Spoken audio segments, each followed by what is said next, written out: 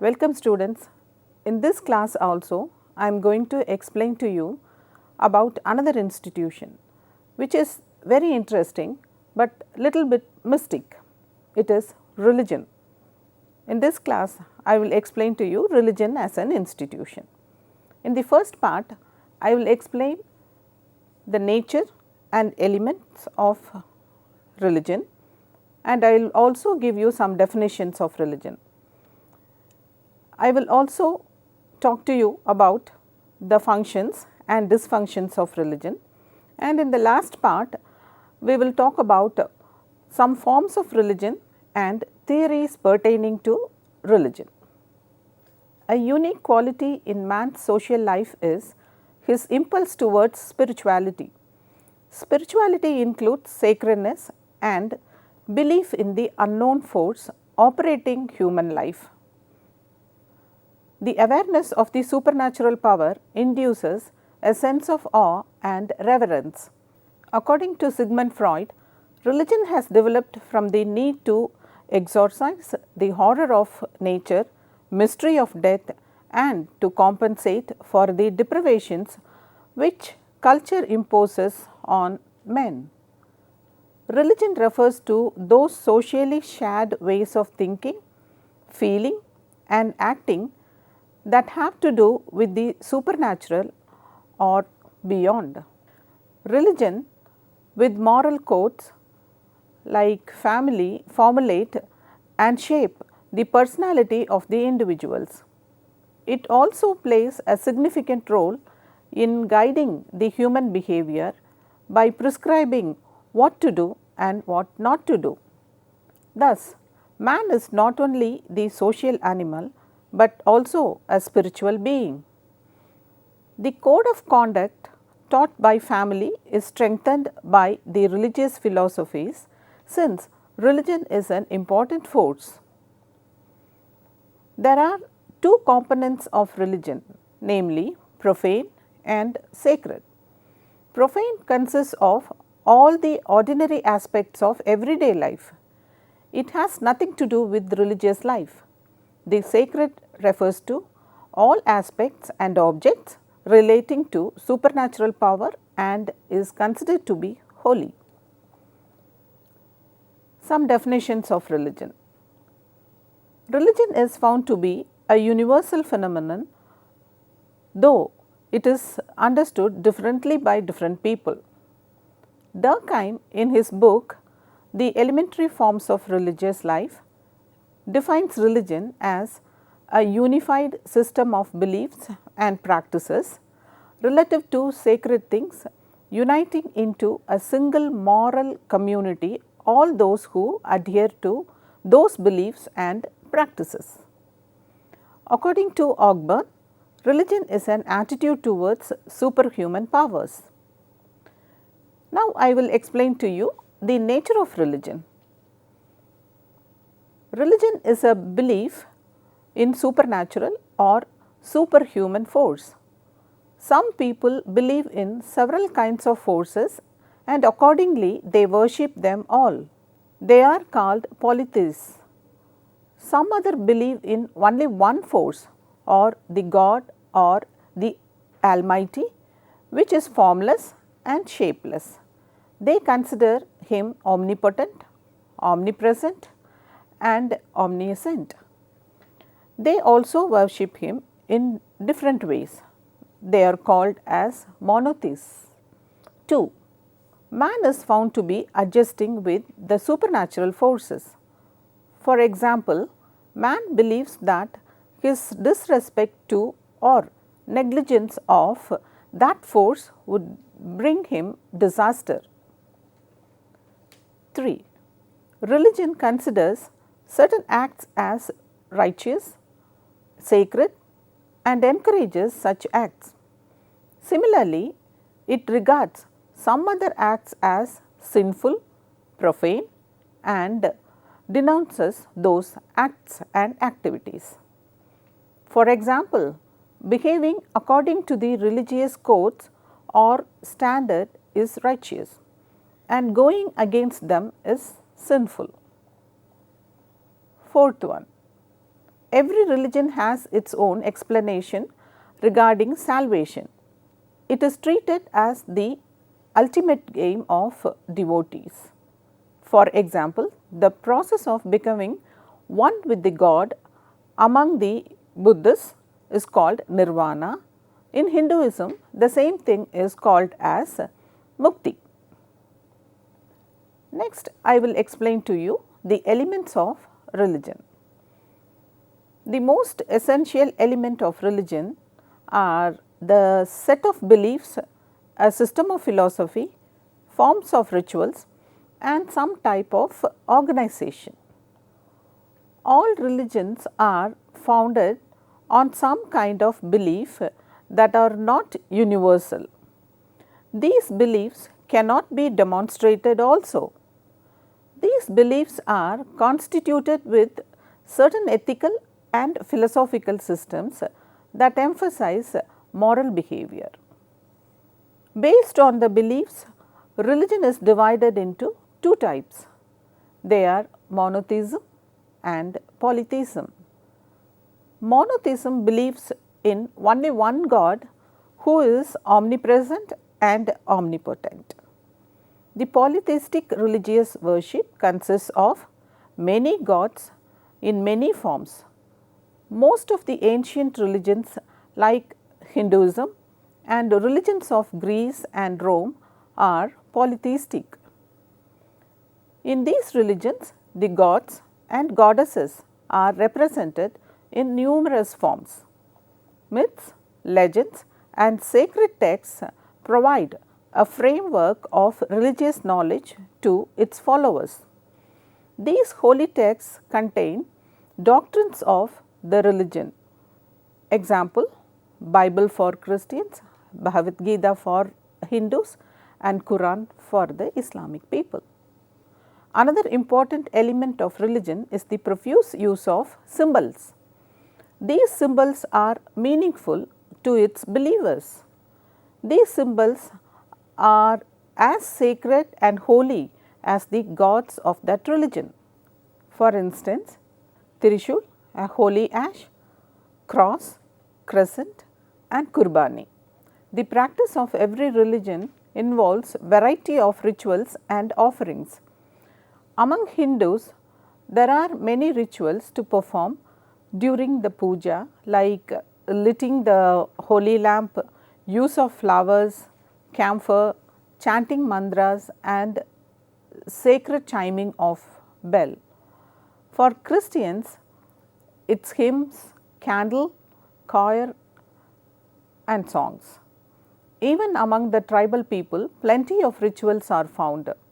Malinowski observed that among the Trobriand islanders, the magic was interwoven with religion. Another important element of religion is emotionalism. By experiencing the profound grace of God, the followers experience a kind of emotionalism which is expressed by way of piercing the body, whipping, swording, trance, and hysteric behavior known as possession of God in a man. Festivals and pilgrimages are also part of this experience. Members of each religious group are united by a feeling of one community. This feeling unites them into a common fold. In order to develop these feelings, all religions form associations and organizations that promote their own religious activities. Now, I will explain to you some elements of religion. Some of the important elements may be emphasized here. 1. The idea of sacredness. 2. Symbols.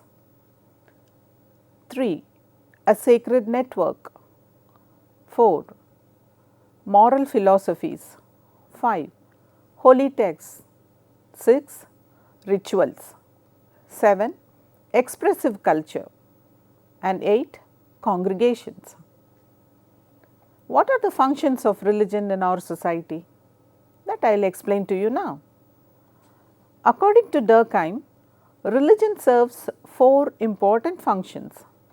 They are disciplinary, cohesive, vitalizing and euphoric. In a general form, the following may be described as the functions of religion. 1. The basic function of religion is to provide religious experiences. Prayer, worship and meditation are the components of religious experience. This experience enables the human desires, ideals and values. 2. Religion and religious experiences provide peace of mind for the individuals. 3. Participation in religious rituals and worships gave identification to the people with similar qualities like common faith, common value, judgments and sentiments. 4. Religion is found to be an effective means of preserving the values of life and regulating the activities of people. Religion renders service to the people and promotes their welfare. It appeals to the people to be sympathetic, merciful and cooperative. The 6th one. Religion also promotes recreation through religious lectures, bhajans, dramas, fairs, festivals, exhibitions and so on. Religious festivals are often found to be a relief to the disturbed mind. 7. According to Durkheim, sacred and profane become identified with each other. And similarly, God and spirit become symbols of society. 8. Religion creates group feeling among the worshippers and gives identity to the members in a religious group. Religion has many functions to perform. At the same time, it has certain dysfunctions too. What are they? In spite of the great functions performed by the religion as an institution, there are some dysfunctional aspects one could observe. Firstly, religion creates vast diversities among people. Religion not only brings people together, but also keeps them at a distance because of clashing ritualistic aspects, and it perpetuates the distance between the rich and the poor and thus contributes to inequalities and exploitation. Secondly, since religion is abstract and deals with spiritual well-being, it keeps people in a subjective state. Science on the other hand is thought to be objective. Therefore, religion is always regarded as a barrier for scientific development. Now, we will see some forms of religion. The first one is fetishism. Fetishism has been defined both as religion and as magic. It locates power in inanimate objects.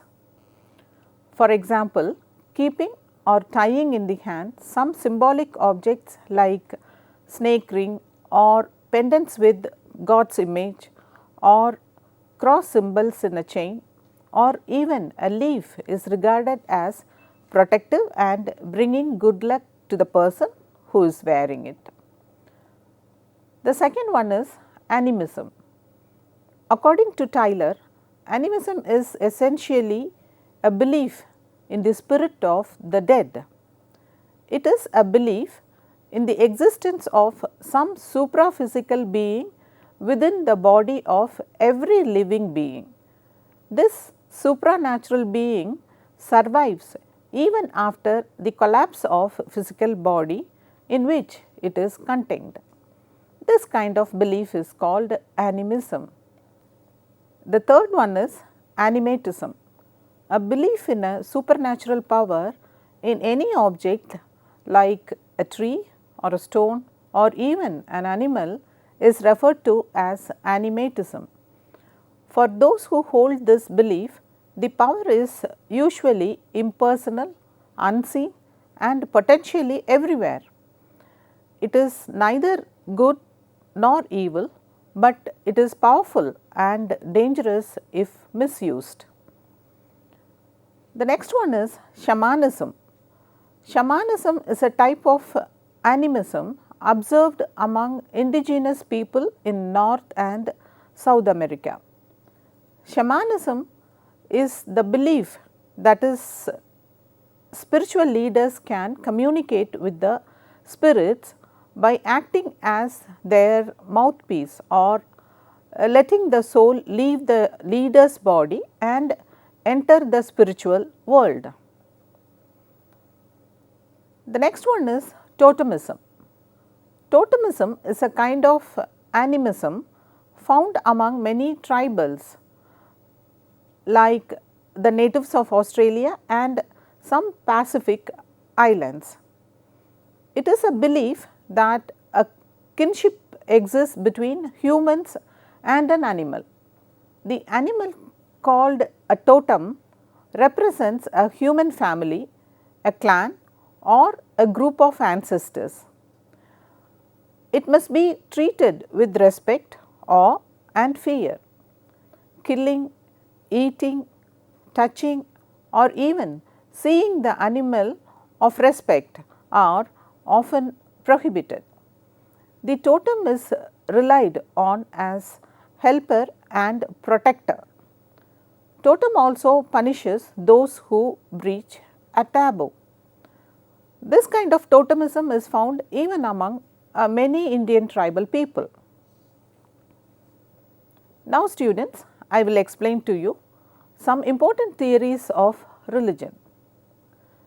There are many theories, but two of those theories are very important. The first one is the fear theory. Fear is a psychological phenomenon often said to be the reason for the establishment of religion. According to Max Muller, the basis of religion is to be found in man's awe in the presence of extraordinary and terrifying natural phenomenon. The functional theory, this is the second theory explaining religion. The most interesting functionalist analysis of religion was provided by Radcliff, Brown and Malinowski. According to their interpretation, religion plays an integrative and cohesive function in the society. Religion is the institution that brings a binding moral order in the society. Emily Durkheim also emphasizes the role of religion in promoting cohesiveness, a sense of common purpose and social solidarity among people. Social control is another important function fulfilled by religion. Religion enforces conformity of people with the group norms by creating a threat of punishment. It promotes moral and spiritual values. According to functionalist perspective, religion is a device designed by society for tension management. Another important function of religion is to provide answers to many mystic questions of life, by way of which it keeps people bound to ethical values. In the words of Francis Abraham, the key functions of religion are to help individuals reconcile to hardship and failures of life, to promise salvation, to offer emotional support at times of crisis, and to give people a sense of identity, meaning and inner experience. According to Durkheim, much of the social disorder is due to the fact that people no longer believe deeply in religion and that they have found no satisfying substitute for that. The next perspective is the conflict perspective. The conflict perspective also agrees that religion is an agent of social control. Karl Marx saw religion as the sign of oppressed group. According to Karl Marx, religion is the opiate of the masses because religion lulls people to false consciousness and prevent them to revolt against capitalism. In this analysis, the religion is used by upper class to exploit the masses and keep them in servitude. The class structure also is revealed in religious practices according to Karl Marx. Religion was used to suppress the lower caste people in India. The same thing happened in the medieval Europe with respect to Christianity by confusing people with the concept of hell and heaven. Now, we will see something about religious organizations. Norms and beliefs and rituals offer the cultural fabric of religion, but there are more representations in the form of religious institutions than its cultural heritage. Sociologists distinguish among 4 ideal types of religious organizations. They are churches or temples, denominations, sects and cults. What is happening to religion in the modern society?